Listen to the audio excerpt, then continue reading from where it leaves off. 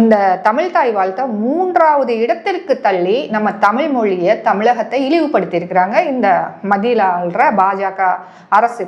எப்படி நான் ஏன் இது தமிழக அரசும் சேர்ந்து தானே நடத்துறதுன்னு நீங்க கேட்கலாம். ஆமா, தமிழக அரசும் நடத்துது. ஆனா உயர்கல்வித்துறை அமைச்சர் வெளியேறிட்டாரு. அவர் கூட வந்த 2 தாவைக்கா எம்எல்ஏவும் வெளியேறிட்டாங்க. ஸோ இப்படி இருக்கும்போது தமிழக அரசு இதை எதிர்க்கிறது.